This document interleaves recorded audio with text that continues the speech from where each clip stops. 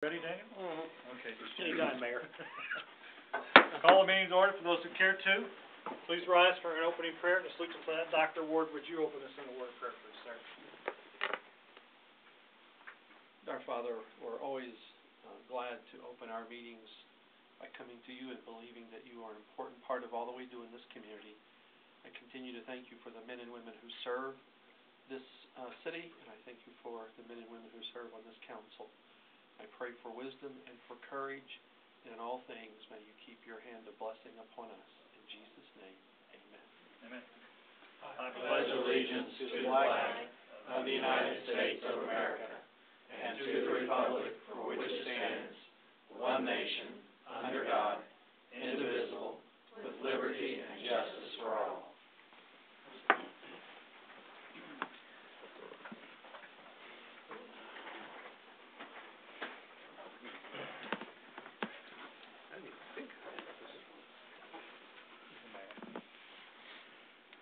On the agenda tonight, we do have quite a bit under Mayor's announcements, appointments, and vote, a public hearing, and citizen participation. I'm going to take, as note to the record, take citizen participation and move that up to go next above Mayor's announcements, appointments, and vote.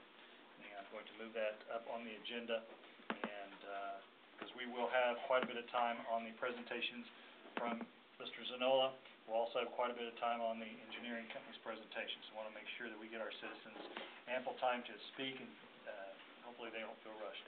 I'd like to open it up now to citizen participation. Anyone wishing to speak to anything not on the agenda, please step forward, state your name, and sign in. I do have two cards here for Matthew Saab and Danny Helton. Matthew Saab, would you like to come forward, sir? Sure. Thank you. You're welcome. Please step forward, state your name for the council. And I think I've got your card, so you don't have to sign it. Yes, sir. My name is Matthew Saab. I live here in Republic and have two children, 7 and 4. And the reason I'm here today is to ask for help from our great city to support a program called the Watchdogs. It's something that's just recently met with the principals of our local schools about, and it seems like an incredible program. What it is gets the fathers of families involved in school.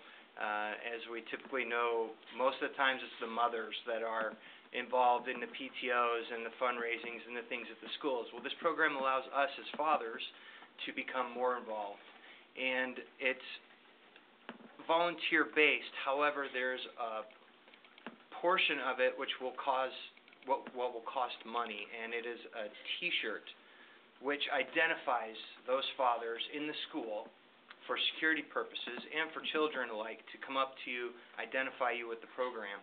These T-shirts are $10 through the organization, and we're afraid that by asking volunteers to come forward and do this, but by asking them for money, they'll be reluctant, and therefore the program may fall short before it even gets going.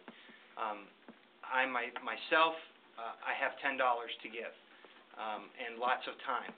And I want to try and head this up for Alan Brown, the principal at Schofield, because that's where my son goes. And I would appreciate any help that the City of Republic could give our schools in this program. Matthew, do you have any brochures or anything yet on the program that we A website is the best I have, okay. sir. What's the website? It's fathers.com. And it's a nationally recognized program, including the Secretary of Education, who speaks highly of it. Okay. It's interesting. It'll take about 5 minutes to really get the gist of what the program is, but it's basically getting us as fathers involved at school with our children and adding some security to the additional security that's already existing. Wonderful. Wonderful. Thank you very much. Thank you for your time. Thank you.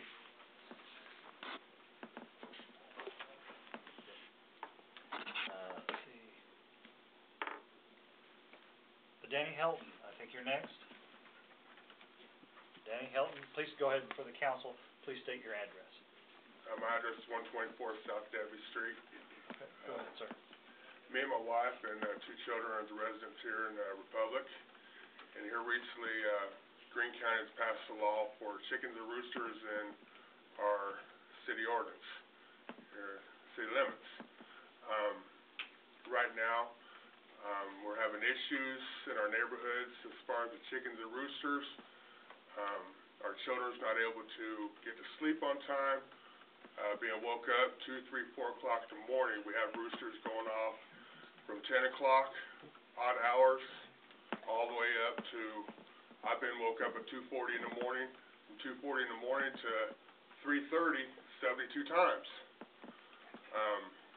My wife works odd hours, sometimes 14 hours a day, and we're not getting our proper sleeps, and we're trying to resolve this issue so we can stay here in the city limits of Republic, because we do like our town here, we like our school, and I want to see if we could get some more issues worked out with this. Do you have information on that, or do you have any? Yeah, we did, you called earlier today, correct? Yes. And let us know of the issue, and we do have an ordinance in place that would restrict who can have, the chickens and roosters, and there has to be so much of a buffer between the residential areas. And I believe in your area, it's pretty heavily, high-density area. Pretty tight. And we did take a look at it, we did identify the property that you were talking about, and it does look like it would not fit the zoning, ordinance that we have in place. But we need to do just a little bit more research and make sure before we go to that house, that owner of that property, and ask them to move it. There is an exception to our ordinance that if those roosters or chickens were there prior to when we started the ordinance, they might be exempt. So we need to do a little more investigation on it, but we're on top of it, and we'll be in touch with you in the next day or two. Okay, yeah, because I had contacted, Utah City, the police department, dog pound, and everything, and I've called 3:30 in the morning to the police, and they have told me there's nothing they can do about it. And I argue the fact, if I can receive a ticket for my dogs going off all hours of the night, why can't you receive a ticket for your chickens or roosters going off all hours of the night? And we are a little limited to that portion of it. On the dogs and that, yes, we have something for the noise, but nothing per se on the roosters. But we're looking into it, and let's see what we can do to tackle the problem for you. The animal control was out there, and I think they were here maybe 6 o'clock this evening. They were out looking again at it. Yes, so they were out there. Let them get back to you. If you don't hear anything by Friday, you call me. Yes, sir, thank you. Thank you.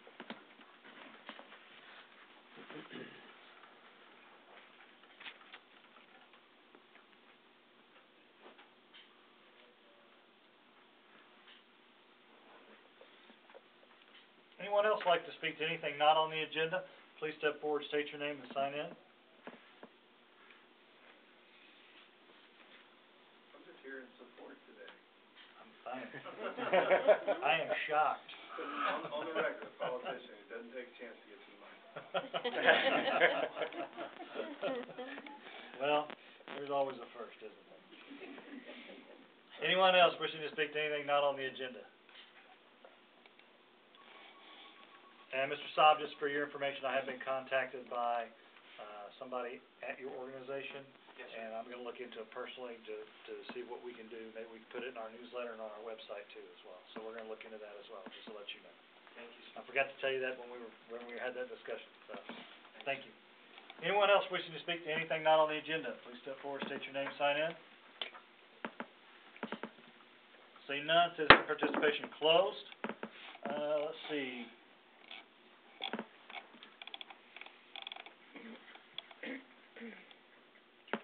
Okay, presentation under mayor's announcements, appointments, and votes. We're gonna go ahead and do the presentation by Joe Zanola and his company. So, Mr. Zanola, welcome. Thank you. Welcome back.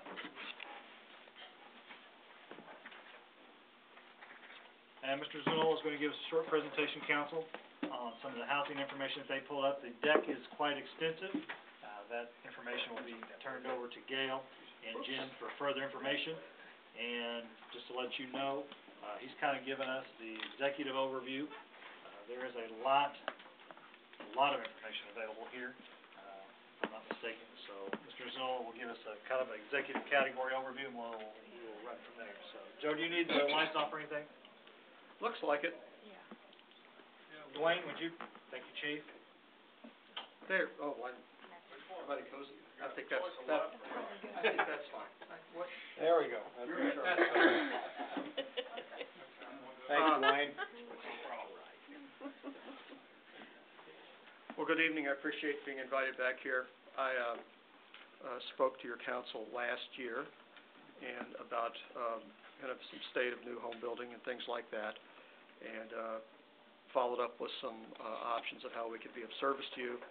And the city engaged us early this year in a residential development analysis, and the first segment of some other research that we've talked about, and this is going to focus on new homes. I'm going to hopefully take 10, 15 minutes at most, so we're going to go quickly through this, and then I have some just what I consider great reading to leave behind with you, and hopefully that any questions or curiosity we prompt that we aren't able to cover this evening, we can talk about that.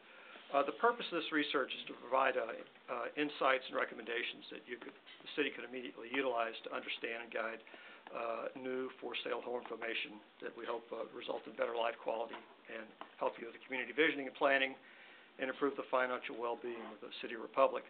The resources that we utilized were the Market Graphics Research, which is my company's ongoing audit of all new home building in the southwest Missouri area, some planning data that your department provided for us, a lot of demographics review, mapping, site photographs. We created a competitive matrix, did a lot of field analysis, and then created some community performance ratings.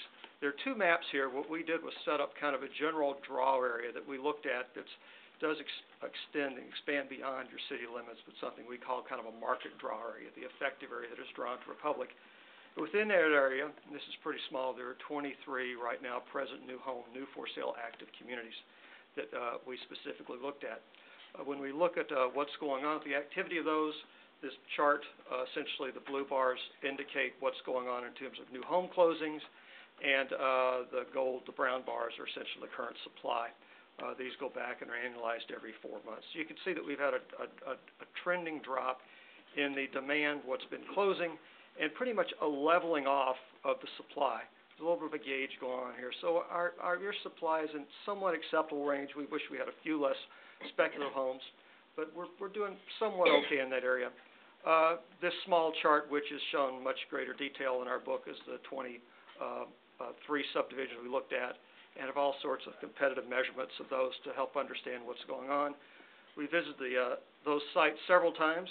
Isn't that a handsome dog there guarding that foundation? That's in the Westmont, I think is the name of that phase 2.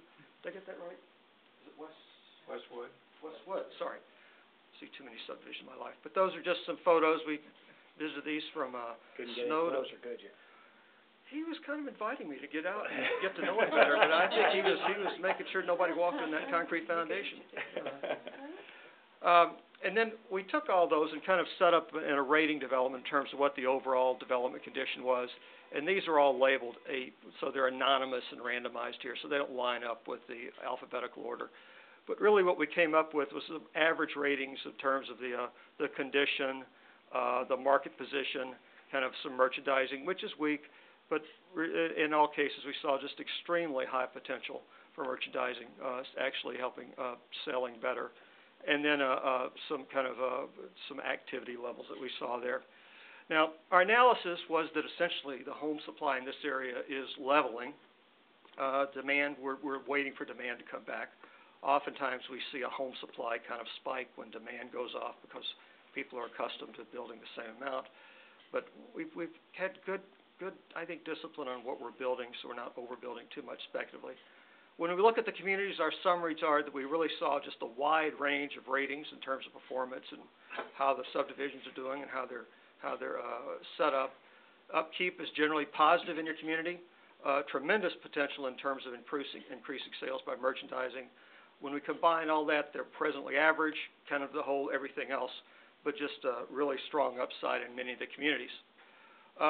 If we look further at what's going on in terms of the new home building and the number of lots that you have out there, those 23 communities represent a total of 670 lots. Based on our current forecasting, over 5 years, 445 of those to be used, resulting in a kind of a balance of 210 lots. I've got my math isn't quite right there, but what we've got is a lot supply that you're going to need more lots in a couple of years. We have an upside forecast if we outperform that, actually needing more lots next year, and a downside forecast which you could have excess lot supply. Our measurement of adequate lot supply is we always like to have a 2-year supply compared to annualized growth. We're certainly oversupplied right now, but in the absence of really any new lots coming online, we're kind of working through those and looking when communities will reach a lot undersupply, which would be another caution that the lot prices will go up. What we have here is a pricing distribution by price point of under 125 and so forth on up, by how the market is kind of balanced out. And we're showing Southwest Missouri compared to St. Louis, Republic, and what we recommend in Republic. And this is something I would just suggest you look at. And what we've done is kind of based on the demographics and where we think the demand is, kind of show where we think Republic should be positioned. Maybe a better way to look at this is with this chart where we kind of line them all up together, and essentially what we're saying is we need a little more loaded up on the kind of 100-ish type homes. And that does have something to do with the apartment relationship compared to new home building, which I'm going to talk about in just a couple minutes because we previewed that and explain why those home prices are desirable here. This particular chart compares essentially, and what we did is we kind of went beyond what the new for sale homes, because I know there was an interest in understanding really what's going on with the rental comparisons in your market to the new homes. And what we've done is we've shown the comparison of new homes, for sale homes, to rentals. This is Southwest Missouri, and this is Republic. So you can see that at this point, Republic has a much stronger balance or emphasis on for sale homes than rental compared to the region. And this regional is actually kind of more of a national average also, so you compare strong there. And what we've done is we've kind of created 3 scenarios, and I'm going to kind of talk about each one of those just a little bit here. The first scenario is one essentially where that percentage of new homes that come off slightly, and the rental percentage would go up, and that will probably happen if it happens, not so much because of the rental you have in the pipeline, but some missing components of new homes. Scenario 2 is kind of a continue tracking where you are right now, and scenario 3 is the one where you just really have a stronger for sale component. And as opposed to reading each one of those scenarios, I'm just going to pick up on this one right here. The most determining factor of your kind of reaching, whether it's to this extent or a really desirable balance of new homes, for sale homes compared to rentals, is really to focus on those homes that it's kind of the area that we feel like is missing in this market. We step back and look at the market in general. And those homes specifically target to attract the vital community service focused households, your civic servants, the nurses, folks like that, the teachers, newly forming households, newly retired or soon retiring local households, relocating retiree households, as well as converting move-up rental households to home buyers. So there's actually in your rentals and in kind of the makeup, the homes and the apartments now, a lot of that home building market at those price points is being satisfied by your rentals and not really able to be satisfied by the inadequate supply of for sale homes. We made some strategic recommendations. All of these are just kind of basic strategies for how you reach out to home buyers, home builders, realtors, and your strategy here.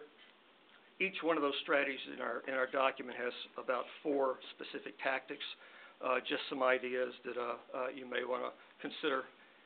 And then what we've done and what we talked about in the past was kind of if this was acceptable, moving to other segments. And I just want to preview with those if we did move forward.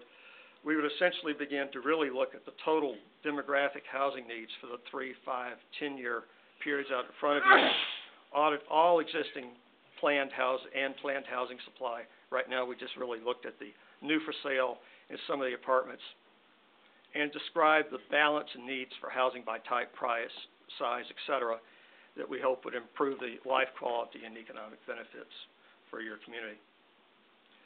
With that, I hope I got through this quickly just to kind of show you and hopefully tantalize you to look at this further.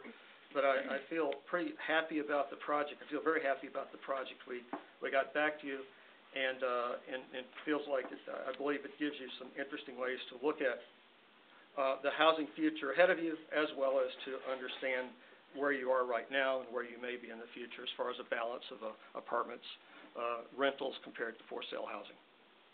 Council, do you have questions for Mr. Zanola? Chief? Please? Thank you. You kept saying new homes, when you had your graph there that showed the new homes and rentals. Is that new homes or all homes? Well, and it's in the PowerPoint I squeezed, but the vernacular is new homes means we're describing for sale homes. Okay. And then the rentals of the apartments. Okay. Now, when we had the total bar graph showing the balance, that was all homes. Okay. That was all existing homes, so we kind of went to some other data, because I knew that there was a question in terms of the rental apartment decisions here. And so I wanted to pull that in so you could see where the balance is now between all homes and all apartments. Okay. And so do you know that number of all sales, of all homes for sale? Pardon me? Do you know that number Of all the homes that are for sale now, in Republic? I have it for the new homes currently. I don't have it for all existing homes. So the number we have in here is for all new homes. And what would that be?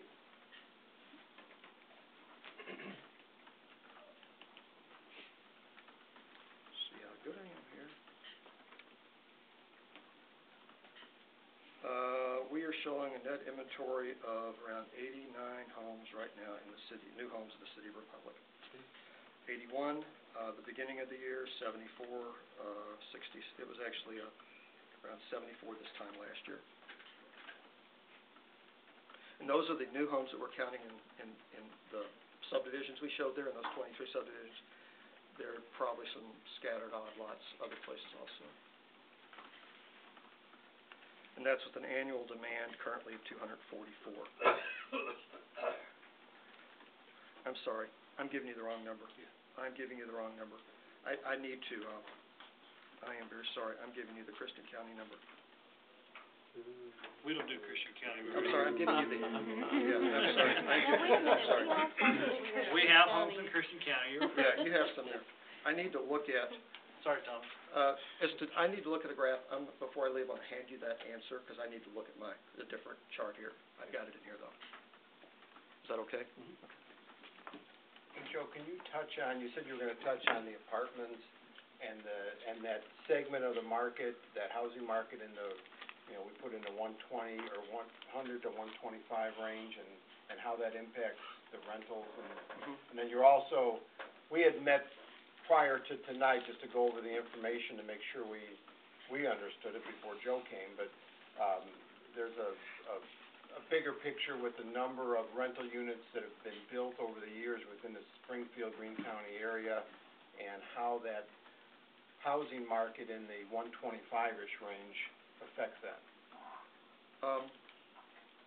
In the past decade, which are the lots, almost all the lots we're looking at were created then, and lot prices were going up, they necessarily also pushed up the cost of housing, which displaced many people from being able to afford a home provide those vital community services that were then kind of relegated to not having a choice but to live in apartments, because the home builders kind of moved beyond their price ranges. Although we may have an association with apartments with folks that only have a choice of apartments by financial need, there are folks that do have a choice of buying if the housing stock was there. And they are folks like my kids, your kids, who are starting their first household that want to buy a house that may not be able to find the nice home at the price that they want. There are some of those homes, and very nice ones, in the city of Republic. That one where that dog was standing is on the kind of starting up of one of your, I was happy to see that the Emerald Valley subdivision now actually has homes being built in it. They're kind of tuned into that. I just feel like it's an area to help you have residents who are forming their first households that want to live in a Republic but want to buy their first home, or on the other end, want to live in a Republic because they're here or want to move here and are retiring, would have a greater opportunity in those particular price points of around $100,000. Most of us, when we go through our life cycle and our housing cycle goes by, that start at a certain point, go up as our family did, then kind of come back down.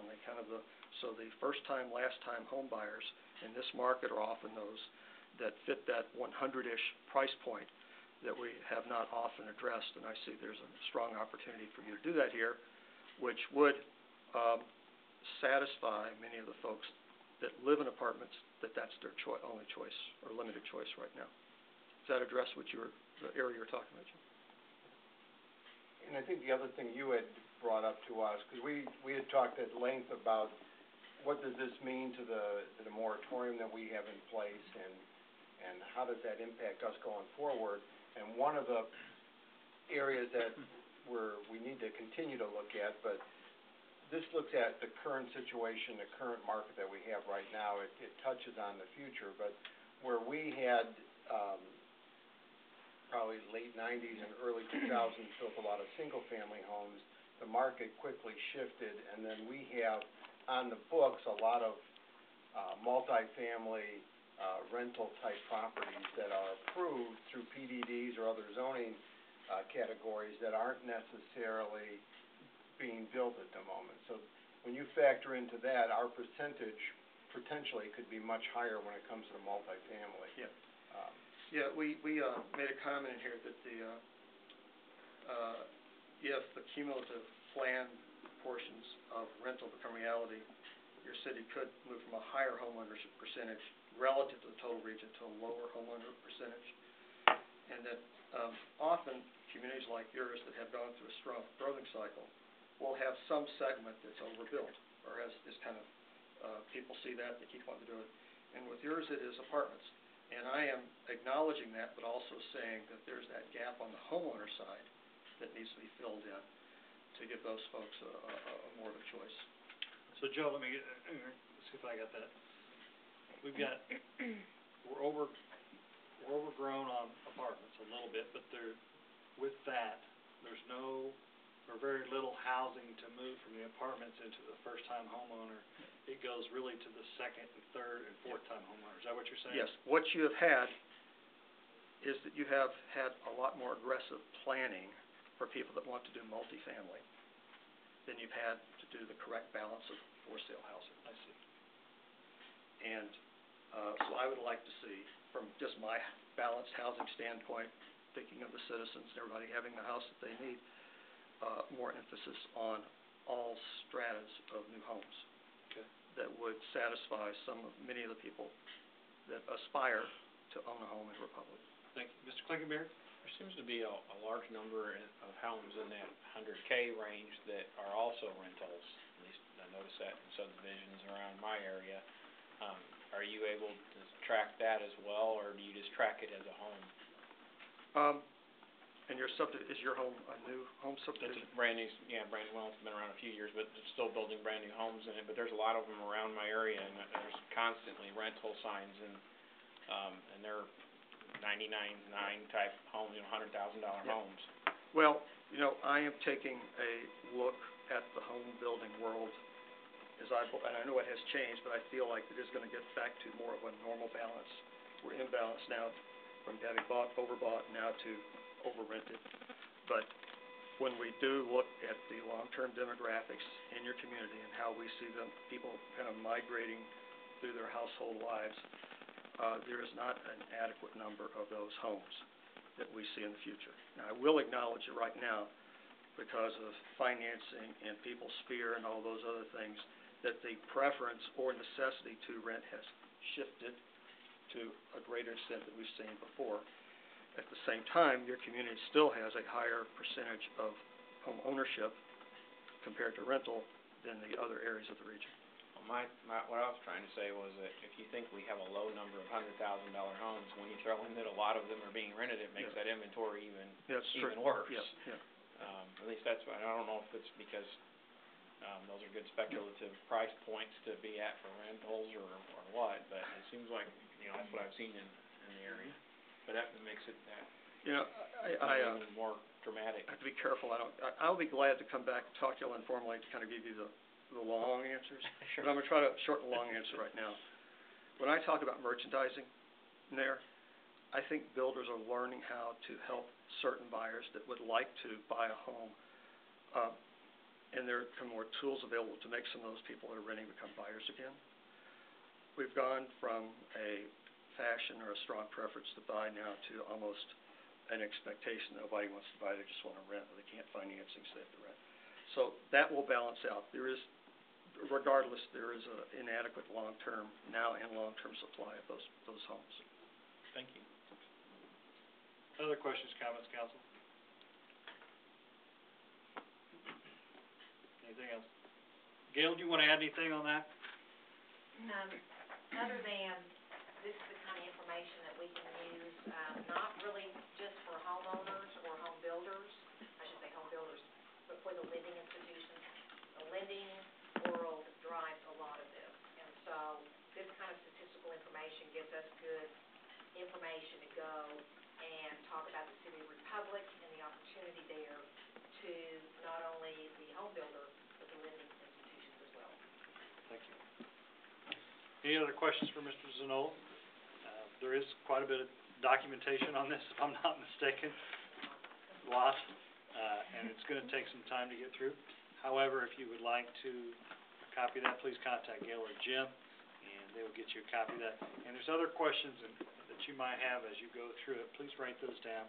Contact Jim or Gail, and they can contact Mr. Zanola if they can't answer the questions. But there's a lot of information out there that they have done, put together, that you guys have just kind of seen the top of it. There's a whole lot more information down below that will help us, but as far as that goes, many of us want to know how it is going to help us, how we're going to apply it. You know, we've done this information, now what are we going to do? Where are we going to apply it? And that comes down to getting the information, gathering information, put it in Gail's and Jim's hands, and letting them run with it. And that's why they've had one meeting with Joe, and I'm sure there's going to be some more meetings as we go through the information. Any other questions, comments, discussions, council? Joe, thank you very much. Thank you very much. Thank you.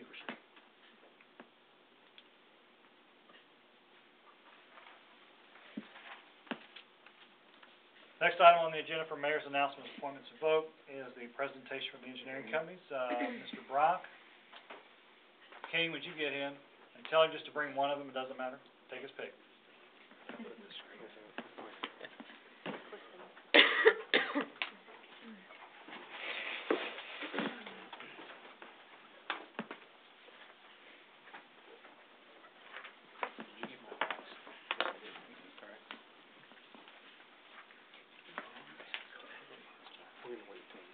Okay, thank you. Then I'll go over it. That's fine. No, that's fine. Before you get started, council, what we're doing tonight, just to give everybody, make sure that everybody's on the same page and everything, is we're having short presentations from our two engineering firms, and we're going to have the vote at the next meeting. I want to give you time to digest the information. I want to give you time to ask some questions on the information. And if I'm not mistaken, H.D. Archer's first, correct? Yes, yes, sir. And then Olson is second, but Mike, right? Yes, sir. Okay. Introduce yourself to the council, and then go through whatever you'd like to go through, sir. All right, well, I'm Mike Zimmerman with HDR. Now, I've been here before. There's a few familiar faces here. I've got 15 minutes, so Ben Franklin said, in one of his letters, he says, well, I'm going to write you a long letter because I don't have time to write you a short letter. It takes more time and effort. So I'm going to try to condense the presentation that we made to staff last week, and I'm going to try to go through it in a timely manner, maybe 15 minutes or so, so we'll have some questions on it. If you'll turn the page to page number 2, the theme that we have is selecting HDR will enhance Republic as a quality place to live and work. Some of the items I'm going to talk about, the review services, make it more efficient. I'll make sure you still have your quality infrastructure. I'm going to make sure the city is developer-friendly. Second thing I'm going to talk about is assistant services. We have local support here. We have 15 people locally. We want to help you all in economic development. And we also want to talk about how our regional and national expertise can benefit the city.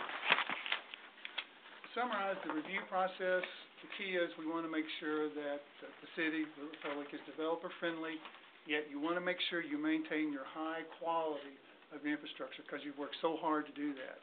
What we're talking about doing is You guys already have a checklist that developers fill out. We're talking about augmenting that, maybe coming up with a template or some examples, some design examples, so that the developer can give an example to their engineers.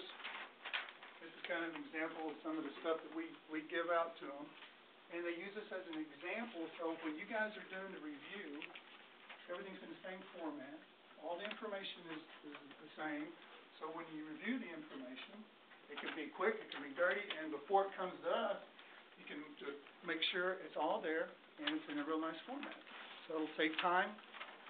More importantly, if they do it right the first time, and you guys could review it, then it comes to us, we can get it done and save everybody money and time. It's right the first time, and it saves everybody a lot of money. And by having also this format, we make sure that the quality that you all have for your infrastructure is maintained. So we've accomplished everything we want to do. One, make sure the developer thinks you're developer friendly. Number two, we're helping the developer engineers get it right the first time. We're saving city staff time and effort. We're saving engineering bucks and effort. And we're making sure you have quality infrastructure. One thing too about the developing reviews is we don't have a conflict of interest. As for communities that we're doing this type of work for, we will not work for the developers. Just don't do it. It just doesn't work out. Too many problems on it. Next page, project team organization. Mike Messina, he's a project manager. And he got sick this afternoon with a stomach ailment, and I apologize for him not being here. He was going to do the presentation. So when we were here, we always have two people you can contact, and I'm the second person, and I'm here tonight to do this. One thing before I get started is we work on Fridays and we work on weekends if it's necessary, because sometimes there's questions that have to be answered, and we want to make sure that any question you might have is taken care of on a Friday night before you go into the weekend. Mike just got scared. He just wanted to show us.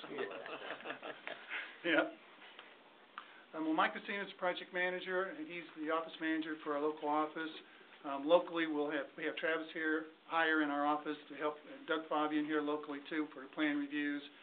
John Denwinter, he's known on the national level with floodplain reviews, and he's working with the Corps of Engineers, and also he's doing some floodplain stuff for City of Springfield right now. Mike will be your contact and assist you for your wastewater and your water, and also general consulting, and I'll help with that as well. And my role later on in my career has been to help communities with economic development and financing, various grants and loans, and I'll talk about that in a minute. Christopher Kinzel, he's our transportation expert, and he's done lots of work for MoDOT and bridge work and things of that nature. And down below is listing of some of the additional support staff that we have. And then Scott Gary, you'll see him under the railroad. He's our national director for engineering, but he's out of our Kansas City office, and he was involved in a grade separation study for the City of Springfield. A lot of experience with BNSF, so we can help you on that as well. Go to the next page, please, on 5, local familiarity and support.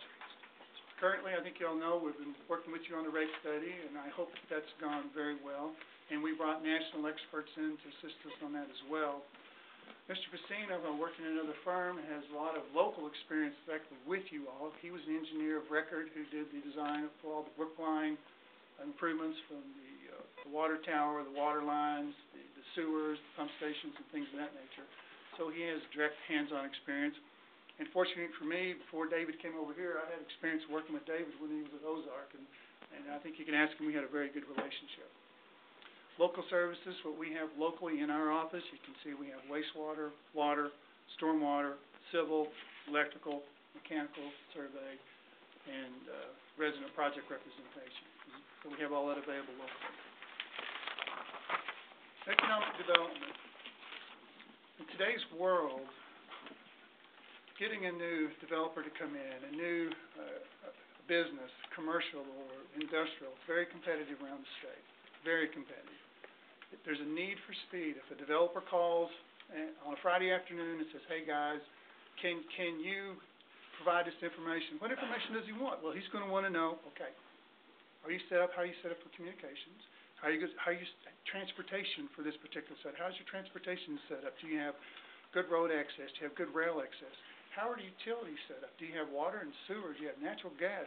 How's the energy? Do you have enough electricity available for me? these kind of questions, they need answered quickly. And that's where we come in and work with your economic development people to help get these answers done and done in a rapid manner. A lot of times, our clients will say, can you help us with some of the funding? Well, yes, we have. We've done a lot of different things. I've got several things listed here, and I'll give you some examples. There's been several CDBG industrial development grants that we've worked with communities on, and we've used it to fund water and sewer, street lighting, electrical, and railroad spur. We've helped communities with tax increment financing, transportation development districts, neighborhood improvement districts, community improvement districts, and I've helped a lot of our clients with EPA grants, state revolving fund grants and loans, and Missouri DNR grants. As I said, if there's a question the developer needs, we'll stay and work all weekend if it's required to make sure we can have that answer to them on a Monday morning. We're very familiar, on the next slide please, a lot of challenges that Republic has. Wastewater, you're facing wastewater, peak flow, weather issues, and we're going to be talking about that a little bit later tonight, I understand.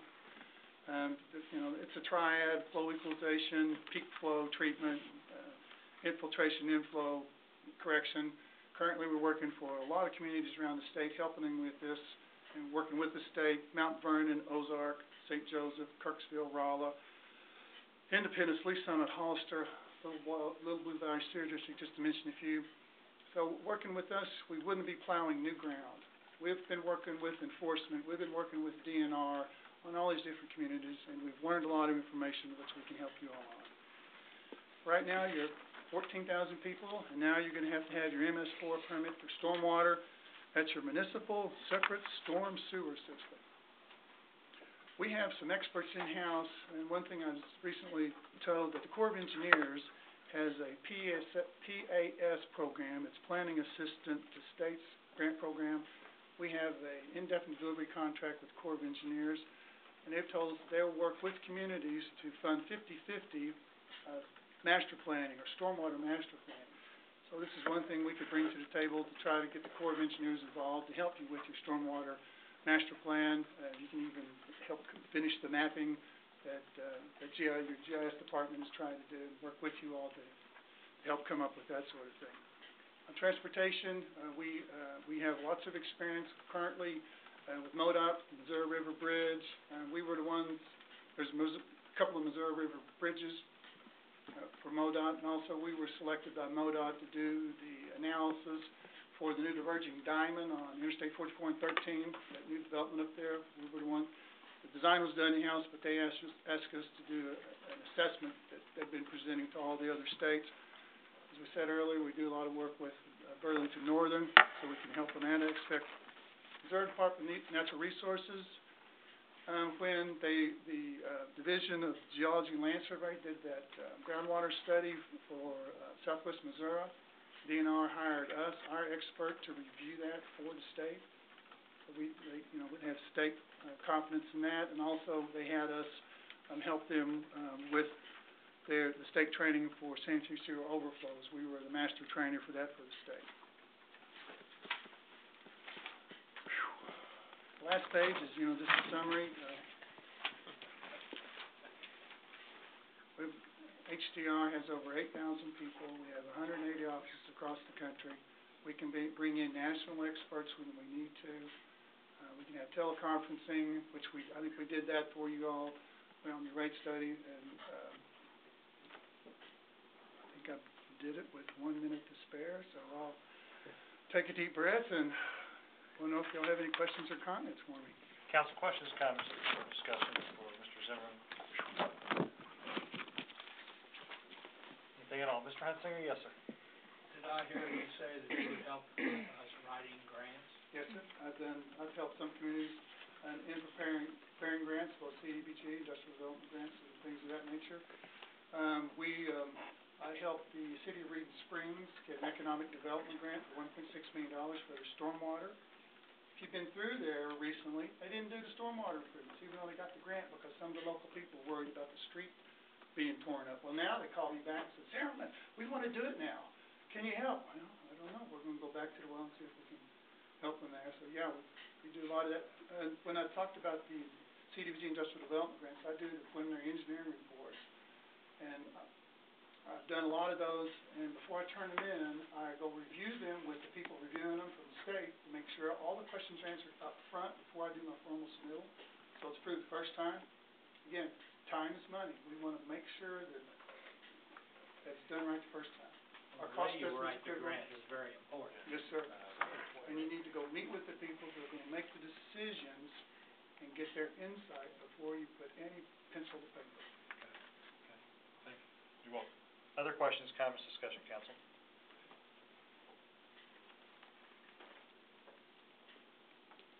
Anything at all? Oh, please ask me one more question. You want to just tell everybody where you have, I know you have an office here in the Springfield area, but you have a few also in the area, just to give you an idea of how you're located. We have, in Missouri, we have 3 offices in the Kansas City area. We have 2 offices in the St. Louis area. We have a major office in Springfield. We have one in Forsyth. We have one at Lake of the Ozarks. And those are kind of our water business group for Missouri. We can draw on, we can draw from any office in the country as well, experts as we need it. So, yeah. Other questions, comments, discussion, council? Mr. Zimmerman, thank you very much. Man, it's good to see you participating in again, our too. program. Thank you all very much.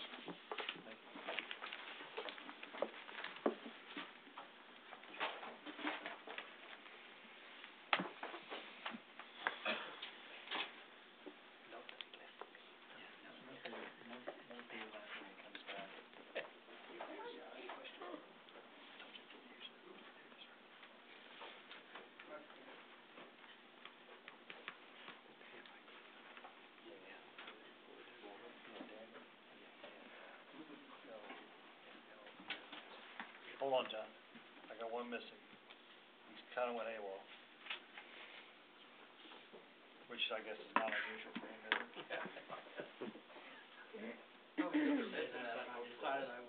I was just waiting for you. I was giving you every opportunity you could have.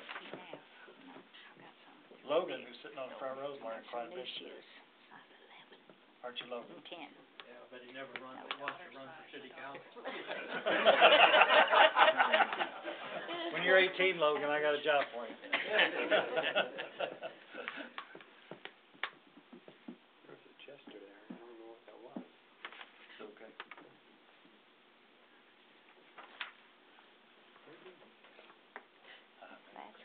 Is it Union?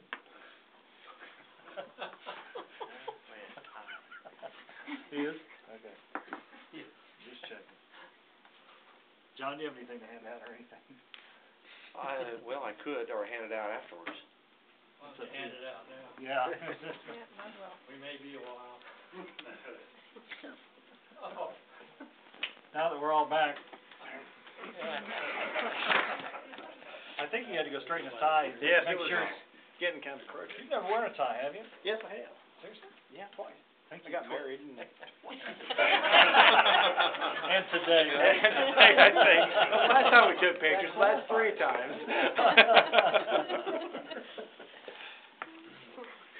All right. John, you're up. Yeah, another little one out too. We got 3 decks of cards and we can pick up. That's fine.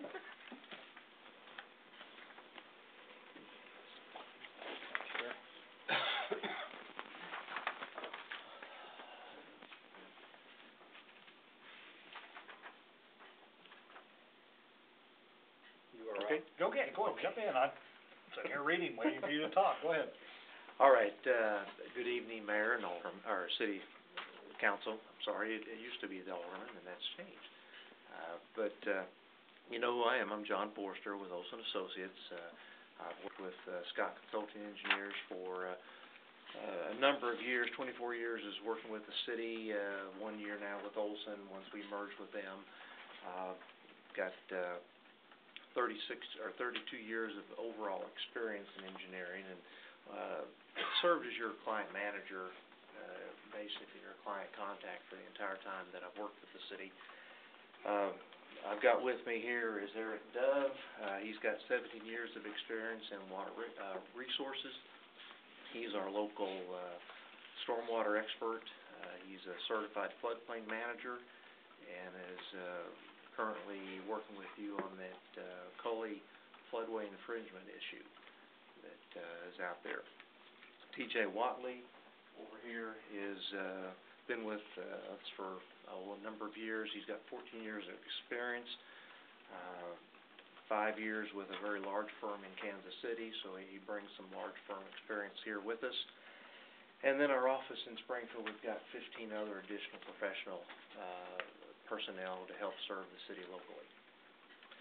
Now the RFQ that you have here for this contract is titled Provide General Engineering Review and Consulting Services. You know, this isn't a position to design the wastewater plant or Hines Street or some major stormwater project. This is for your daily operations, your daily reviews for your subdivision, and that's what we're here to talk about. From a qualification standpoint, like I said earlier, I've worked with the city for 25 years, started with the city in 1986. Through that time, we've acquired a lot of knowledge and experience with the city. And it's just not limited experience with me. It also evolves over to other personnel in our office, because though I serve as the main contact, I rely on other people in our office to help me out. The city, over the years, has invested a large sum of dollars in educating us to help provide you with better recommendations. The overall performance on projects through the 25 years, I think, has been very excellent with the city. Maintained a good relationship, and with that has been a lot of successful projects. Now, Scott Consulting Engineers, as you all know, that's who we were before. We had handled City Republic with a smaller firm. Most of the time, we varied from 20 to 40 people in our staff, and we handled the city's needs through that time. Last year, we merged with Olson, which brought into the table a firm of about 600 people. And with that comes a vast amount of additional technical expertise and experience, which is available if we need it. With that, some of the areas that brought that experience in is, of course, the water, wastewater, water resources, which water resources is a term. It's really stormwater management. It's dealing with stormwater. And then we've got transportation also available in our office. But over the years, we've been committed to the city. It's been something that I've looked forward to working with the city and devoting a lot of personal time. I've always tried to look out for the city's best interest and look out for the bottom dollar on things that we're involved in. A couple projects where we've saved the city some substantial dollars was dealing with the ground storage reservoir painting a couple years ago. The city was looking at painting the tank. I came down there on my own time with paint representative. We looked at the tank, and after we looked at it, we worked with David and came up with a revised painting scheme that saved the city about $76,000. Dealing with the VLP water sewer extension, that project was something that was added to the Brookline utility water sewer project a few years ago. We had tried to work with a contractor that was doing the work over there, that was contracted in that area. When we got his price for that and a little additional work, it was pretty excessive.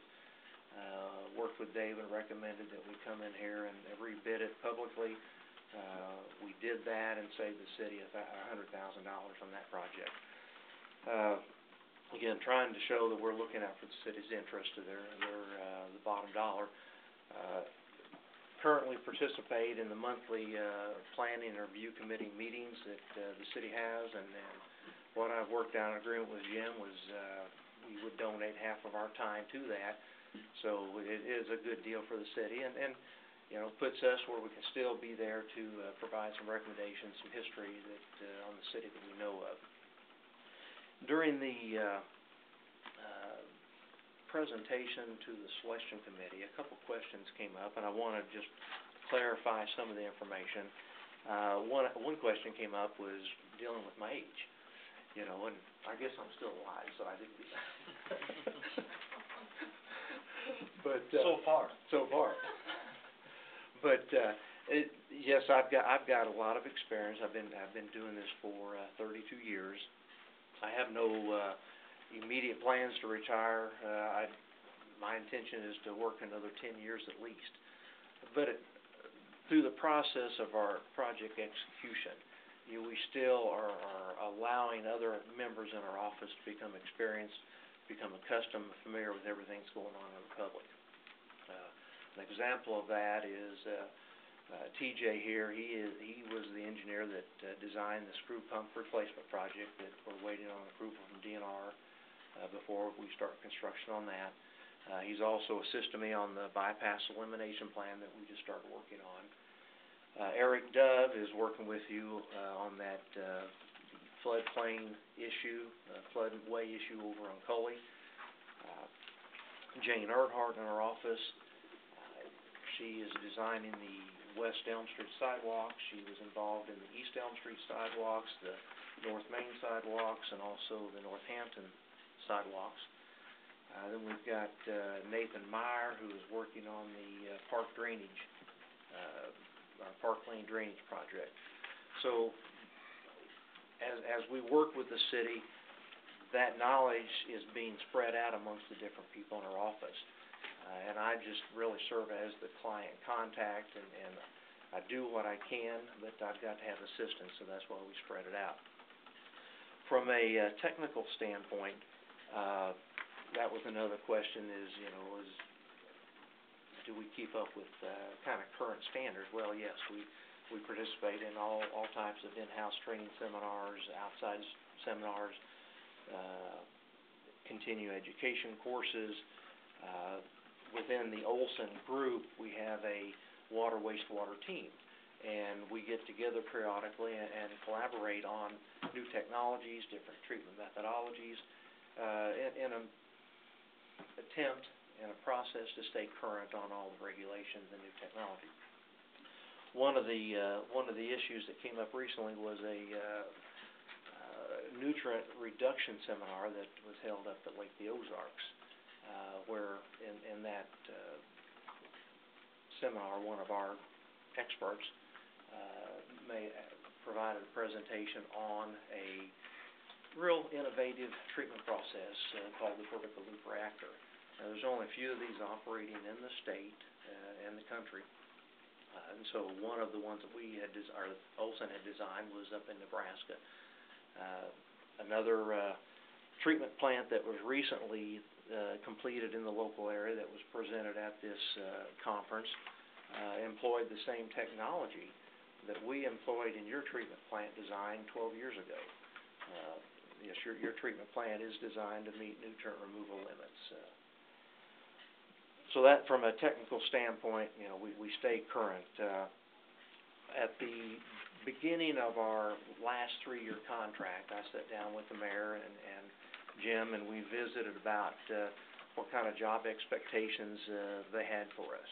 I think one of the key things that you all had mentioned was want to minimize additions by change orders. And I think we've gone back, looked at that, and three of the projects are earmarked that kind of show how we've taken that to heart was these sewers that were actually put in the Brookline Village proper. That project was completed a couple years ago. It was completed with no additional change orders. We did have a deductive change order of about $2,000, so we actually came in under what the original bid price was. The Farm Road 156 project, where we took water, sewer, and the road extension to McLean's facility, that ended up with a $23,000 deduct at the very end of the project. So there were no overall additions to the project. And then the one that was completed the most recently is the Victor L. Phillips. It's easier to say VLP, water and sewer extension. That project ended up with no change orders at all. So those are projects that basically took to heart, and I think in the discussions I've had with the mayor, he's been pleased with the work that we've done. One of the things that came out of the meeting with the mayor and Jim was the development of the Planning and Review Committee meetings. These are meetings that the city used to have, and change administration, they kind of got stopped, and that was one of the things that I had suggested that we maybe start something similar to that, and that's the committee that I think Jim and the mayor had come up with, and I think it's been an important committee to bring a lot of the issues that the city faces, let the city staff and kind of look at them before they bring them to the council. When we get down to the requested services here on this contract, we're looking at a similar approach to what we've provided in the past, and that is we will perform the development reviews as we have. The one difference that we are proposing is that we review the projects in a shorter time frame that the city has suggested. The city has dictated that the reviews will be done within 10 working days, and what we're going to do is we're going to ensure that the reviews are done within 10 calendar days, which will meet all the requirements of time frame that the city would impose. Dealing with the work on the general consulting, better known as needed type basis, we will basically work the same way we have with our local staff, and be on call to meet your needs, such as dealing with the Coley floodway infringement, dealing with any planning meetings, the PAR meetings, situations like that. From a contractual standpoint for the general services, we have in the past offered a discount, and we plan on offering that same discount of the 10% discount for the first 10 hours of each month that we work on a general services part of the service. This has been beneficial to the city in the past. It's just something that we like to do to try to help the cities out. With respect to the city's request not to have any contact with the council or the mayor during the selection process, we haven't done that, and we felt like it was important that we not do that, and there are some consideration of ethical issues if you do that. But I would encourage you to visit with either Mr. Brock or Ms. Noggle or Mr. Tyson about our job performance with them on the everyday things that we do. We're there to assist you with different funding mechanisms that come up. We're familiar with the different avenues where funding may be available. I know funding's tight nowadays. There aren't a lot of grants out there. Dealing with FEMA, to apply for FEMA grants, you have to be certified FEMA, have to have certain certification, which Eric in our office here is, I think, is the one and the only one in southern Missouri that's really certified to make applications to FEMA. But we bring that to your table. But in summary, at the end of the day, when you look at the services that you've requested, the services that we've provided in the past, it should be a hands-down decision to continue the relationship with Olson for the next 3 years. And this is because we have the qualified staff locally, with our 18 professionals, personnel to serve you, which will perform virtually 99% of the work that you need locally, and all that is based on local rates. We have an institutional knowledge of your system, your infrastructure, and it's just not my knowledge, it's knowledge other people in our office have. The city has an investment in the old Scott and now the Olson that has occurred over the last 25 years. That information, that knowledge is available, and quite frankly, it's one of the most valuable assets that you have here. And final, I've worked for the city for a number of years, and I've taken a lot of pride in serving as your engineer. I've seen the city grow from where it was in 1986 to where it is now, and it's a tremendous growth and a tremendous community. I would like to continue serving the city and request that you allow us to continue with that capacity. Thank you, John. Comments, questions, comments, discussion, council? Questions for Mr. Forrester? Now, what you have in front of you is a copy of our presentation to the selection committee. So, Anything at all?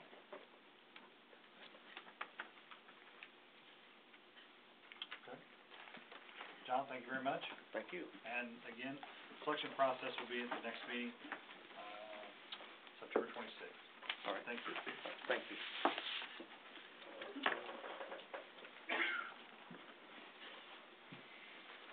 John, more cake donuts. Yeah. You got it. Can you put a candle in the middle of them, that's all. Yeah. All right, next item on the agenda. And this one kind of grieves me, I'll be honest with you. Mr. Hunsinger has turned in his resignation to leave the council effective tomorrow morning after tonight's council. Mr. Hunsinger came to me a couple, 3 or 4 months ago. Health issues, I think, Mr. Hunsinger, you can probably elaborate on that if you want, but health issues and some other things. I talked Mr. Hunsinger out the first time.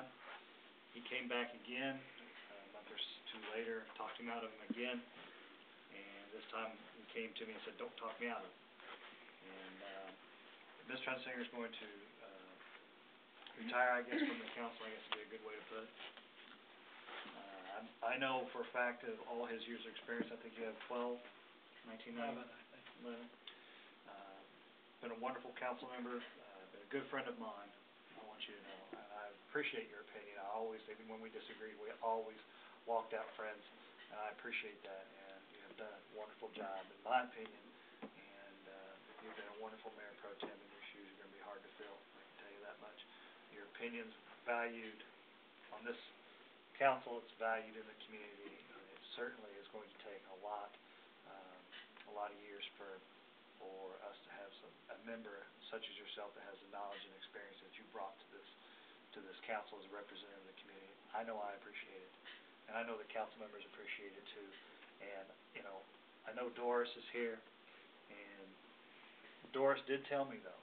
She said that you were Army, and that she was in the Navy, and you met her. And I can't believe that she would date an Army guy. That's all I can tell her. I can't believe she would date an Army guy. It had to be an older. You want me to say my favorite saying?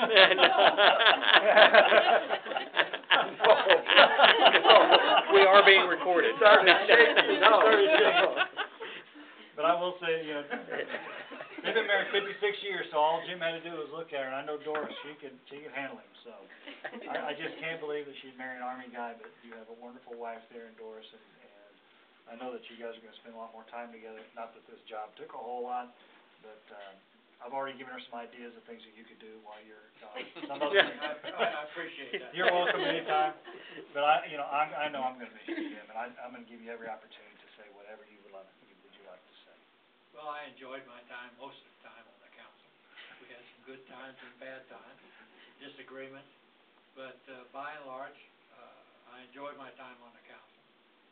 But it's time to know when to step down. I just hope when I'm a lousy driver that I have sense enough to quit driving. But I haven't reached that yet, but I've reached a point where I think it's time that I turn this seat over to somebody younger. At least 76 or so.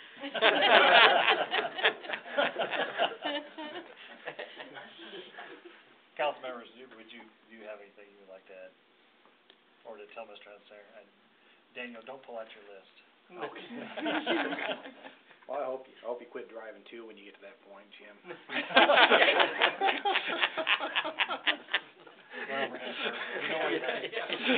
Thought occurred to me. Mr. Wilson, go ahead. As for me, it's been a pleasure being a friend of yours and having you for a friend and serving with you on the council. We've been through a lot, from the hard work of the sewer to other things more easy. Yeah, that was a good time, that and the fish. Ms. Poole, go ahead. I appreciate you, Jim. Jim has absolutely teased me that he's always been there for me if I've needed something, if I'd call him and ask him to go with me on a project. So is Gary. But he's always, I mean, even he was not in my ward, he would always be helpful and help me do what I needed to do, and I want you to know, Jim, I really appreciate you, and I will miss you. I'll miss you too. I don't know why, but I'll miss See, I told you. Mr. Phil, feel free to run over him anytime you need. Go ahead, Ms. Harrelson. I just want to say, Jim, as one of the younger members of the council, I have really appreciated your guidance and your knowledge, and I am going to miss you a lot. I'll miss you too. He hasn't teased me as much as you. He hasn't teased me as You much just as weren't you. on the council long enough. I've known Jim for a long time, though. Yeah, we have. I will say this, Mr. Hunsinger taught me my first lesson, my first night at council. I started taking notes, probably too many, and he said, be careful what you write, and be careful that you don't write the wrong thing. And I'm like, what do you mean the wrong thing? He goes, because it's being recorded, and you can always go back and listen to what they really say, not necessarily what you're writing. So I said, I have to agree with you, so I can always go back. But, Mr. Hunsinger, in appreciation, I would like to present, and I'm going to take this too. And you have been a wonderful member of this council, and this is a plaque for you, sir. Thank you. And at the same time, we have retired these flags in the City of Republic. These are the retired flags without the logo. This is yours. This is one of the last ones I think we have. So it's yours. Thank you. Thank you for all your efforts and things that you've done. Appreciate it. Thank you.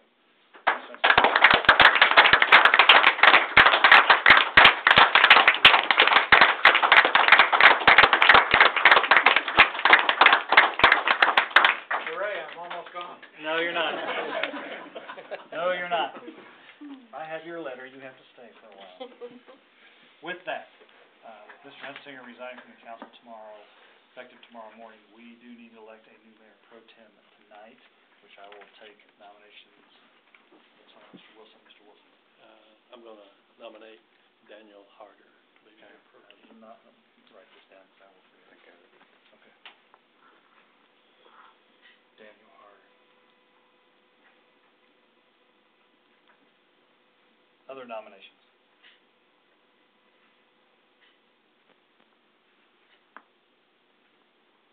Let's just accept Daniel. I move the nominations closed. I have a motion to move nominations closed. That is, Daniel Harder is the one. All in favor of Daniel Harder becoming mayor pro tem, say aye. Aye. Opposed, no. No.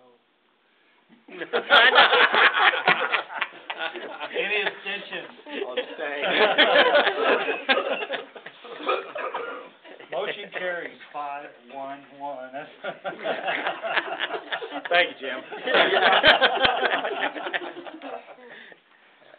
Glad he got his last shot. Yeah, I am too. It's in the records. Oh, beautiful. Next item on the agenda. Like to notice for public hearing? No, it's just announcement. Just announce it, so I can read it and be done.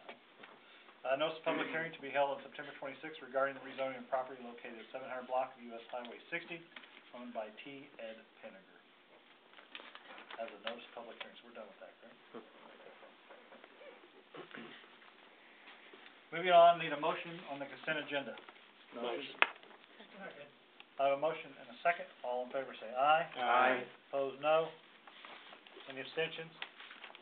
Motion carries. On the financial report, Mr. Christie, would you please give us an overview of the financial report? The amount, for this council meeting is $138,438.69.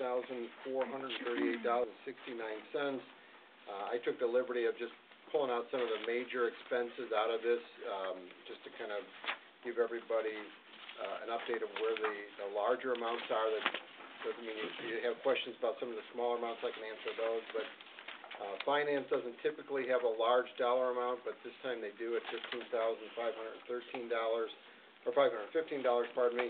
That is because we made the payment to Marshall Decker for the audit, which was in the amount of $11,950. Fire didn't have anything more than what was the typical usual expenses. We did have the tri-state, agency fees in there for the fire testing that we agreed to at council. Moving on down, water, pretty typical on water expenses. A couple of the larger expenses there were for, supplies, equipment, meters that we use on a month-to-month basis. Sewer, the one large expense there is the $11,890, which is for the first pump repair. We still have the second pump repair, the one that caused us to have that issue with DNR. That is still being repaired and won't be back to us for a couple of weeks, but that is for the first pump. Street, they had the largest amount, nearly half of the entire summary is in the street department, and there were two larger expenses there, the Oakwood and 60 engineer study that we had to do for MoDOT for $11,040, and then that also included the micro paving for the Island Green subdivision, which was $45,972. The rest of those parks pretty much are all miscellaneous expenses, chemicals for the pool, that sort of thing. Okay. Any questions on the financial report, Mr. Christie? Seeing none, need a motion to approve financial report? Motion. Second. I have a motion and a second. All in favor say aye. Aye. Opposed, no. Any abstentions? Motion carries. Reports from staff, Mr. Derrickson, anything? Nope. Mr. Christie, go ahead. I think you have a couple of things. Yeah, I actually had three things. Okay. First, in my report, you'll also see attached a copy of the site plan or plans for the Oakwood and Route 60 intersection. We had a public meeting with MoDOT, and Greene County was there as well a couple of weeks ago. At that meeting, MoDOT and City, of course, solicited comments from the nearby neighbors to find out what their opinions would be on the closing of that railroad crossing. I don't think it was a big surprise, but we did get a large turnout, about 40 people showed up, and the overwhelming comments that they did not want to see that railroad crossing closed. We had budget concerns that we had to address and how we were going to do that, and out of that meeting came a revised design which would actually allow for right-hand turns in and out on the north leg over the railroad tracks, and then the addition of what MoDOT calls a J-turn on the east and west leg of Route 60, which will allow people that can't either make a left-hand turn out or a left-hand turn into that intersection still be able to maneuver around and get to the direction they want to go in. Attached also was a copy of the cost summary, breakdown of the expenses. By doing that and eliminating the need for signalization on the north side, we were able to still stay within budget. We actually came about $1,000 less than what we originally had figured. So if everything is approved through MoDOT, this will just proceed as we first announced for the timeline, and the work will continue to progress. But if you have any comments or concerns with that design, you can either contact myself or David, and we can get the information passed on to MoDOT. The other information that I have, we had a meeting last week with Greene County, and at that meeting we talked about the proposed crematorium on Boston Lane, the old Jehovah's Witnesses church. We do have all of the information and testimony that the Greene County Planning and Zoning Commission had. So if anyone in the public, anyone on the council would like to see the information that was presented and the transcript of that particular meeting to see why it was approved, why Greene County approved it, we've got that information, and you can see Brenda or I, and we can get you a copy of it. And then the last thing, quickly, also attached to my report is the summary, or a survey rather, for the citywide trash service. We've got questions that we've developed that we're going to send out to all our local trash service companies, just seeking input from them on what types of services are available. It will not ask for any cost, it won't ask for anything specific. We're just trying to gauge what types of services are available in our area and what the capabilities of the companies are before we present something further to council. And I believe the follow-up to this will be a focus group, similar to what was done with the water and rate study, to let the community get involved in trying to determine what is the best direction for the city. Nothing has been decided, it needs to come back before council. This is all work just to make sure council has all the information they need to make the best decision. And that is it. All right, wonderful, thank you, sir. Future community events, September 13th, 20th, and 27th are Florida Senior Coffee Break. That is from 10 to 11:15, that is a free event. September 14th, 21st, and 28th is Messy Munchkins, that's 10:30 to 11:30, pre-registration is required. Toddler Tumbling, that's September 15th, 22nd, and the 29th, from 5:30 to 6:15, or 6:45 to 7:30. Also, September 15th, 22nd, and the 29th is Republic Farmers Market at Orson's parking lot, 5:30 p.m. to dusk. September 16th through the 18th, Republic Steam Engine Days at East Republic at the Steam Engine Fairgrounds. September 16th, by the way, on the Steam Engine Days, that is the 50th anniversary of that little organization, and they expect people from all over the nation to come in for that. So, please plan on making a trip over there and seeing those steam engines. September 16th is also the senior trip. They're headed to Branson to eat the Golden Corral and shopping at the Tanger Outlet Mall. Pre-registration is required. September 17th, Parents Night Out, 5 to 9 p.m. September 19th and the 26th is Toddler Open Gym, 10 a.m. to 12 p.m. September 22nd, adult volleyball season begins. Also on September 22nd, council is the Richard Sheets with MML. I will be here to speak to the council, the Planning and Zoning Committee, the Capital Improvements Committee, and the Board of Adjustments all at the same time. It'll be the first time, kind of an unprecedented meeting. We're having everybody at the same time together. That'll be at the Community Center at 6 p.m. Please make sure your calendars have September 22nd listed on them. Let's see, September 23rd, Toddler Story Time, 10:30 to 11 a.m. It's a free event, no registration required.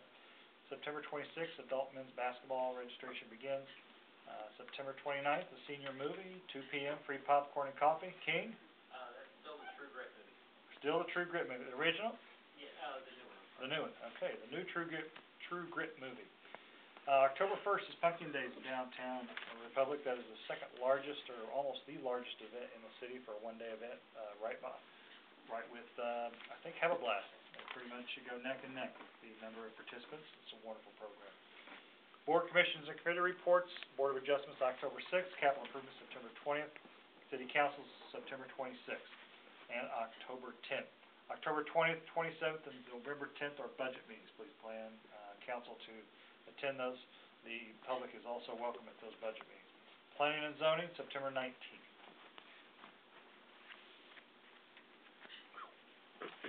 All right, moving on to old business and table item. Need a motion to have the second reading of bill number 11-23. Motion. Second. I have a motion and a second. All in favor say aye. Aye. Opposed, no. Any abstentions? Motion carries. An ordinance of the City Council of the City of Republic, Missouri, authorizing the execution of a peak flow voluntary compliance agreement with the Missouri Department of Natural Resources. Need a motion to have final passage of bill number 11-23. Motion. Second. A motion and a second. Mr. Brock, welcome. Please give us the overview, sir. Overview, this is a agreement with the state of Missouri that would allow the city continue to use its stormwater clarifier for a period up to 10 years. In that period, the city would be required to essentially make a plan for its eventual decommissioning and then carry out that plan. When I was looking back over the agenda item here today, I was thinking that I did fairly good of hitting the who, what, where, and when, but I missed the why. This is a change in regulations and enforcement action that started with the EPA, rolled down the hill to the state, and now it's hit on at local level. And would ask you to recall the process flow chart that I handed out last week. Our staff does an excellent job with the wastewater treatment plant, continually hitting 98, 99% efficiency through the plant. If you'll remember, we've got grease and grit removal, nutrient removal, biological treatment, clarifiers, sand filters, disinfection, and on the other side of the ditch we have the stormwater clarifier. And I guess when it comes down to it, it's a water quality issue. It's more of a bitter pill for us because we've got to figure out how to pay for that, but the end result will be improved water quality that we discharge, back into, the Stockton Basin. Questions, comments, discussion for Mr. Brock? Anything at all?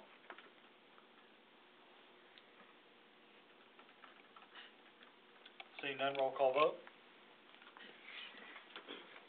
Councilmember Harrelson? Aye. Councilmember Poole? Aye. Councilmember Ward? Aye. Councilmember Harder? Aye. Councilmember Hunsinger? Aye. Councilmember Wilson? Aye. Councilmember Clinkenbeard? Aye. Motion carries 7-0, thank you very much.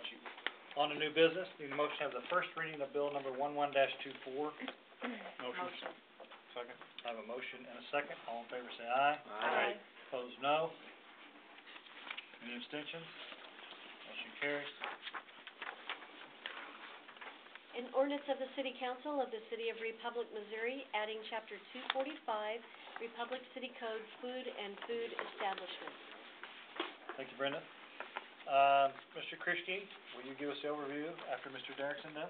Yeah, I'm just gonna really we had a little bit of an argument on how my name got on this, but since Ron drafted the entire ordinance, I think it's only appropriate that Ron tells you what it's all about. I caught the wink, wink, nod, nod. So go ahead, Mr. Derrickson, give us the overview.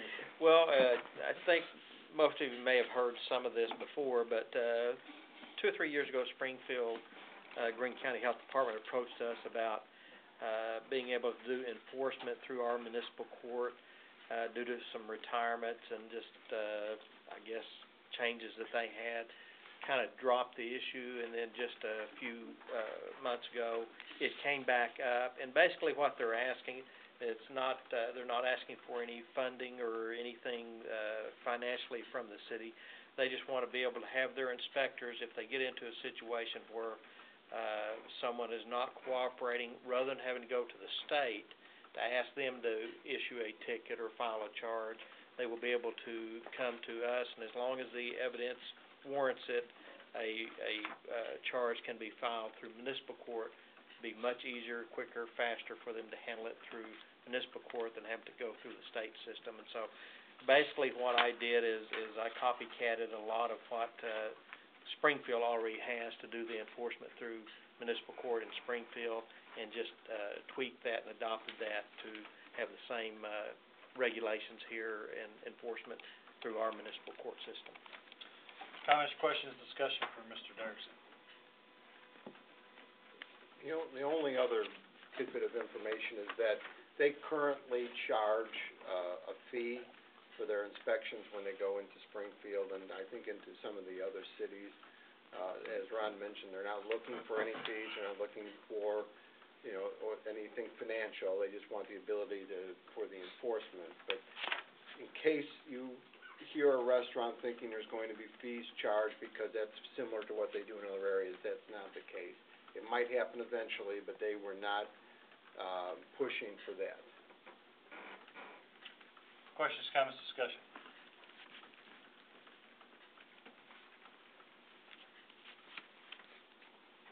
This says temporary food establishments operating at a special event.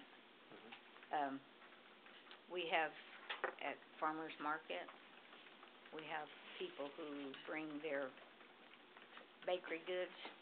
Is that included in this? It's whatever they include right now. If they Right require now, them right now to do that, then that's what that's requiring. Right now, the requirement is that they post something that it's not made in a kitchen that's inspected.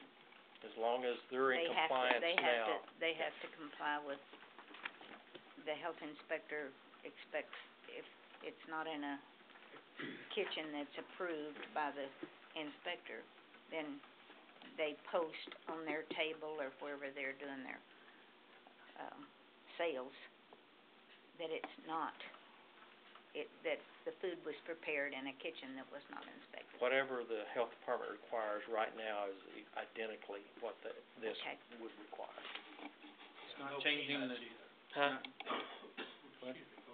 it's not changing the code, it's just changing the location. If they get fined, they come to our court instead of. That is correct. Yeah. That's all it is. Mr. Hunsinger? If you have cookies, I know at Pumpkin Days we ran into that. if you have cookies, they have to have a statement on the table saying that there's no peanuts involved. Because there are a lot of people that are allergic to peanuts. We don't want any kids to get sick of pumpkin, for sure.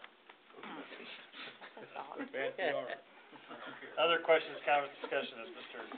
Derrickson has elaborated on, this is just for the enforcement of it, not change necessarily the rules, it just changes the enforcement of when they do find somebody.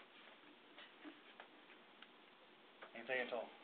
Just an aside on that is, and they also indicated that it's very rare that they seek enforcement. Now, that doesn't guarantee that they won't have a whole bunch for some reason, but I really don't anticipate a large number of cases where we have to actually take someone to court. Anything else, council?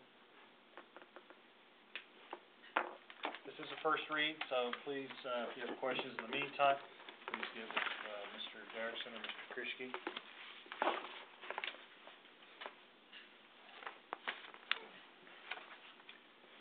Moving on to other businesses and resolution number 11-R-49, a resolution of the City Council of the City of Republic, Missouri, to authorize the city administrator to enter into a cost share agreement with Greene County 911 Advisory Board for the operational study of the Greene County Springfield Republic Area 911 dispatch system. Need a motion? Motion. Second. I have a motion and a second. Mr. Krischke, you didn't pass it off to Ron, so I'm I tried to trade him earlier, he wouldn't take this one. I think we're all aware of the issues we're having with Greene County and the potential to consolidate the dispatch services that we offer here in Republic with a new facility that they're constructing in Springfield. This has been ongoing for 2 years. Going back prior to that, I think it took us a little bit by surprise. There was really no communication from Greene County at the time with Republic to give us any sort of an opportunity to provide input or discuss the possibility of consolidating. The decision had primarily been made when they announced the construction of the new facility. Greene County Board and the 911 Advisory Board, or Greene County Commission and 911 Advisory Board, both are in favor of consolidation, and they've made their motions to consolidate. And since they hold the funding through sales tax, they can pretty much direct this any which way they can. Since that time, we've been putting up a pretty diligent fight with them, trying to get them to, at the very least, do an operational study that would look at not just the procedures and policies that are in place among all the different agencies, but also look at backup centers, redundancy, and probably most important, look at the future growth of the county, look at how things are performing, and see if by closing the Republic Dispatch Center that is in the best interest of not just our citizens, but the entire county. With the change in the leadership on the advisory board, we've gotten some support from them, and they've, at their last meeting, agreed to do an operational study. They went out for requests for proposals. They've agreed that the company that they would like to do the operational study is a company called Matrix. If you want to see a copy of their proposal, I have a copy if anybody wants to see it, but looked at those beforehand, and that was actually the company that I thought would be the very best as well. They promoted the idea that they were going to be unbiased. They were going to look at it as an independent source and try to tell the county and, you know, Republic, of course, what the best interest would be. The kicker to all of this is the motion made at 911 Advisory Board was that if the City of Republic was going to be pushing and suggesting the study, that they should put their money up on the table to pay for part of that cost. They're estimating that the cost is going to run no more than $30,000.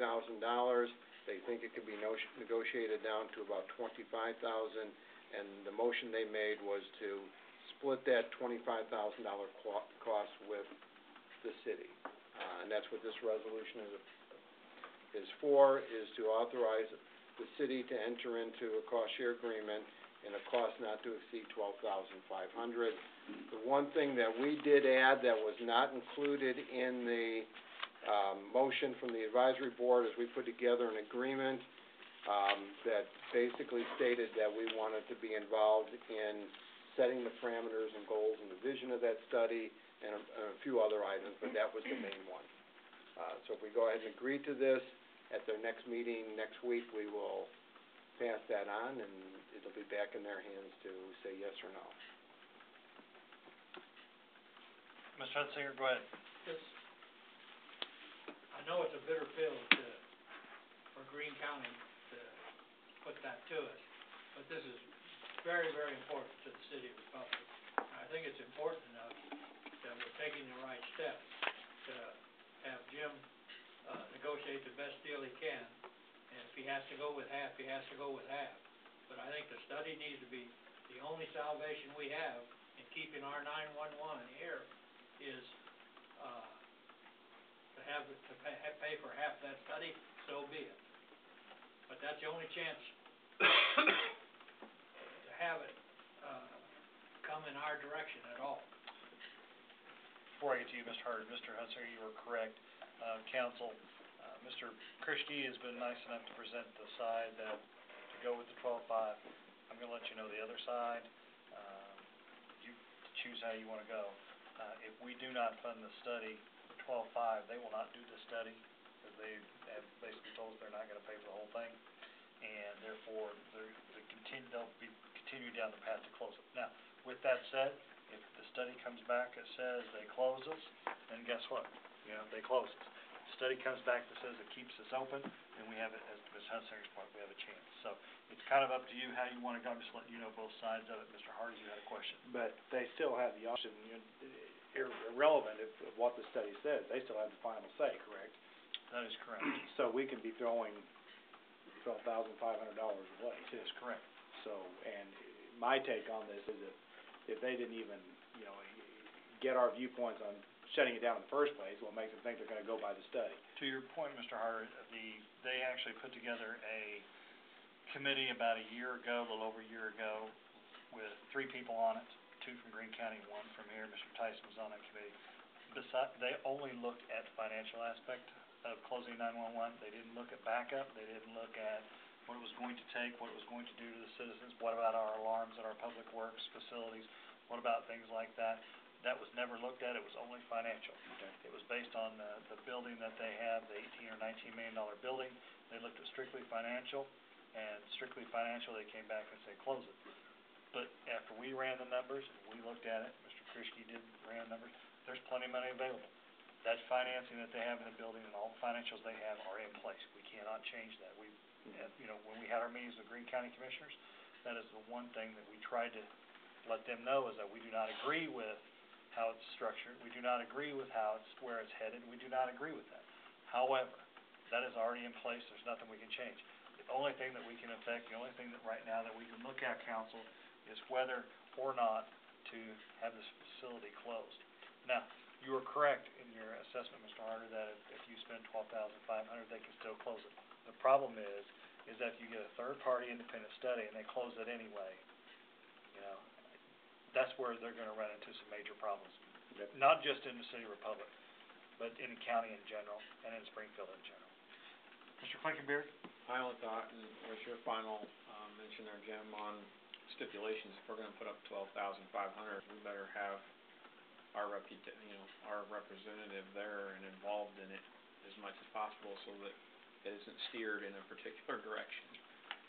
And that was one of our concerns, and we voiced that over and over at every meeting, that we want, and even outside the meetings, any chance we can, we And get. that'd be attached to the check, as far as the contract, you take the money, you take our person.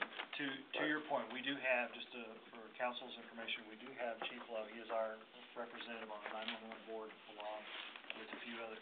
That vote did not obviously go unanimous, but it did pass.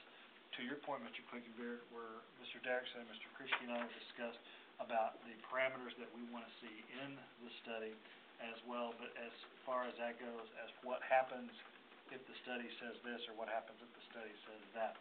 If the study comes back and says, we want to keep you open, and yet they close us, there's no recourse. What we're proposing too is that if the study comes back and says they choose to close us, and yet, then again, they decide to open one up a year or two later in Springfield, you know, we need to have a position to get our money back. Does that make sense? Yes.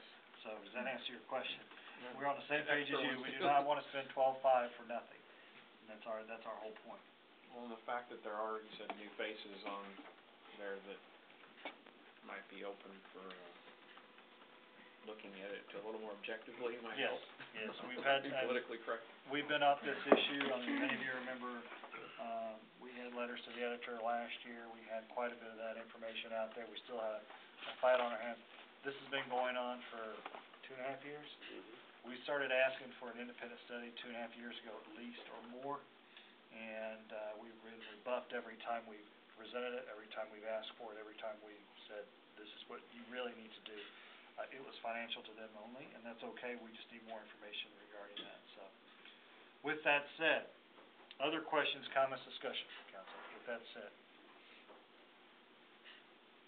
Anything at all? I'm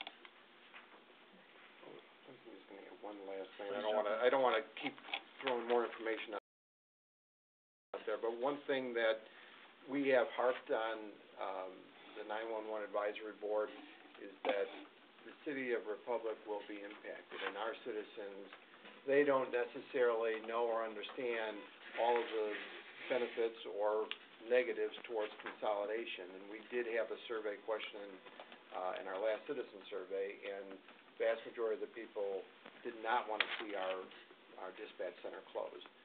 Not a lot of them realize that it's subject to the funding through Greene County, but for this council to be able to answer the questions of the citizens, if and when it ever were to happen, you need to have information in your hands either to support or not why consolidation did occur. So that's something that we've been telling the 911 Advisory Board, it's not fair to the city council, citizens of the Republic, not to have the information presented to them so that we can answer those questions on if it was a right or wrong thing to do. And to Mr. Krishke's point, there's two things that we have asked 911 Advisory Board to look at. Validation, whether it's valid to close this or whether it's valid to keep it open. Really, that's the crux of it. But the second, and thinking a little bit longer term, the second point that we're trying to make with 911 Advisory Board in Greene County is a plan of action. A plan of action, whether it's closed, a plan of action, whether it's open. And right now, there's no plan of action for either one. There's not even a start for a plan of action for either one. So, with the new, you know, as Mr. Krishke said, the new people on the 911 Advisory Board have taken a better look at it, and they understand that we need some valid points one way or the other. They also understand that they need a plan of action. But right now, they're willing to just do the first portion of it and then work on the plan of action after they come up with an answer. Hope that gives you more information. So, question, Council, Dr. Ward, go ahead. Are you saying that this decision is ultimately going to be made by the Greene County Commissioners? And basically, it could be, yes. Yes. And you're saying that their motivation is primarily based on money, monetary? And have we even heard of their rationale other than that? Have we heard their rationale for closing Republic? No, we've asked. Jim asks every meeting, I've asked. We've inquired at our meeting with the Greene County Commissioners. We've never received anything other than it's really not financial, we don't need it. Our new facility will take care of it. Is that true? That's why we want to, do the study. Well, the backup would be nice, we're the biggest city that's got to back them up. But that is one thing that, to your point, Dr. Ward, we've not got an answer. And all they set up with committee-wise was to set up a committee for financials, not necessarily whether the backup's right, not necessarily whether their building can handle it. You will hear from them that their building can handle everything. It can handle an EF5 tornado, it's got grass on top, it's, LEED certified. You'll hear all that information. And you'll hear it from them over and over. But when you ask the question, you get down to specifics. Will the building handle it? Will you have this? Will you have the backup? They'll say yes. just to let you know, here, I don't know how many months or years ago, but they had the 911 backup, the backhoe dug and ripped all the lines out down there.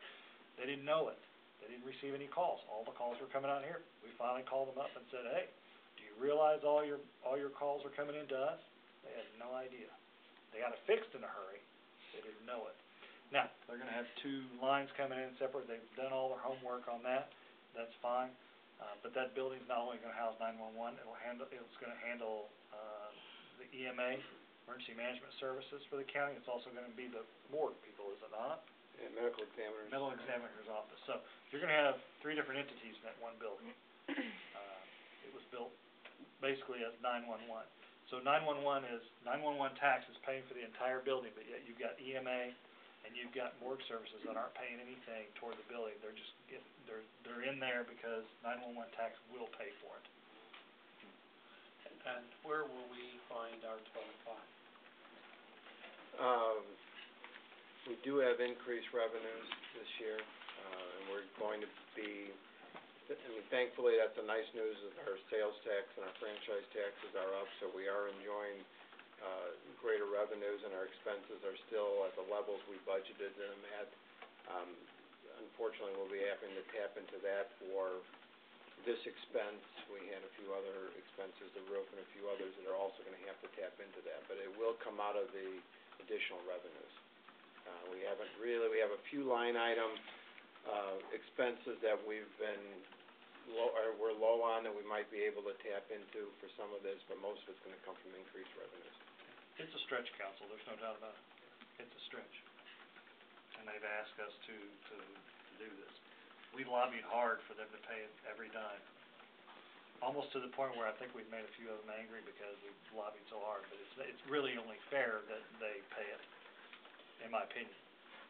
Or I would have thought, a percentage perhaps, kind of like they do with parks and everything else, whatever percentage Republic is, but we're probably not talking at that point a terrible difference, even if it was 4,000 or 5,000. You're exactly right. And they're gonna pay for it out of the 911 money anyway. That's exactly right. We're the only ones that have to come up with extra money. And we're the only ones with backup. It just doesn't look like, if it's our goal to keep it, we don't have a choice.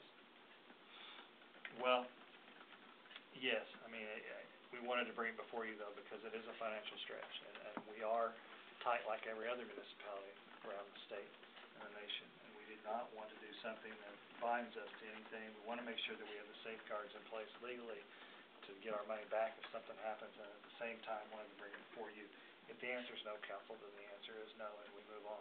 If the answer is yes, then we put the money together, put the proposal together, and get our numbers and move forward. That's the bottom line. It's up to you how you want to move forward. You know, we've lobbied hard, and Jim and myself, and everybody seems to have lobbied Greene County very, very hard on this. It's a very passionate issue, I think, with us, more so probably than them. And it's a very passionate issue because to me, it's a safety issue first. It is a financial issue second. Safety issue first, financial issue second. But they've looked at it in a financial aspect, not necessarily the safety aspect. And that's kind of what we're hoping this third-party information does.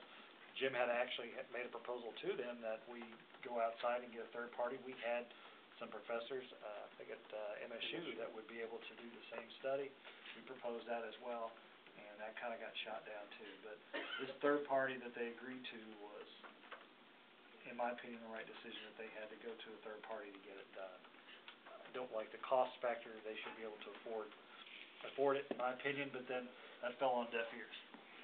And this county commission is not real keen on overriding a 911 advisory board. To get back to my first statement, even with the independent survey, is that gonna fall on deaf ears?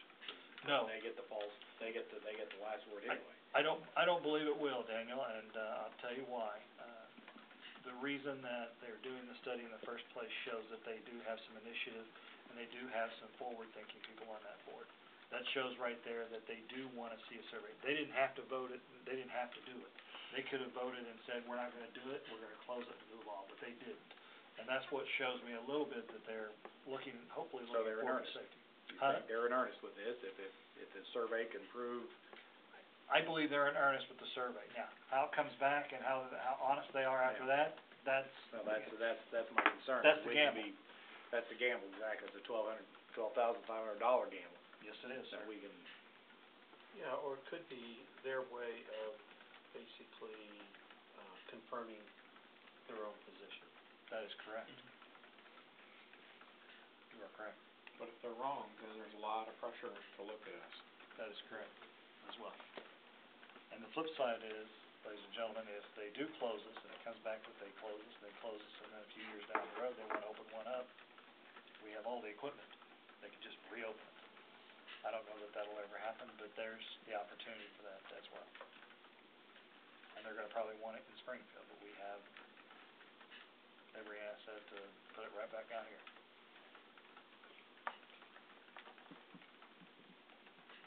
It's an emotional issue, it's a safety issue first and foremost with me, but I understand it's an emotional issue with most council members and, of course, county as well. If at night you have a 911 call, if I call 911, it has to go to Springfield. And that creates an extra, they say it doesn't, but it really does, an extra element there before we get help to somebody who's had a heart attack or whatever. That's, to me, that's the most compelling reason for going ahead and paying for half of it. And it's gonna be up to you, council. I hate to throw that on your shoulder. I'll call for the question. Mr. Hunsinger has called for the question. Okay, this is a resolution, so it does not take a roll call vote, so make sure that your answers are loud and clear, with the 7 members. All in favor say aye. Aye. Opposed, no. Any abstentions? Motion carries 7-0-0. Need a motion to go into executive session under RSMO 610.021 and .3. Second. I didn't have a motion yet, I wasn't finished reading. Motion. Motion? Second. I have a motion and a second. Roll call vote. Councilmember Harrelson? Aye. Councilmember Full? Aye. Councilmember Ward? Aye. Councilmember Harder? aye. Councilmember Hunsinger? Aye. Councilmember Wilson? Aye. Councilmember Flickenbeard? Aye. Motion carries 7-0. Just as a further note, after we adjourn out of executive session, there is no more, regular business on the agenda. We will be adjourned at that time after executive session. That is in your notes on that point. So, meeting adjourned. We'll take 5 minutes before we get back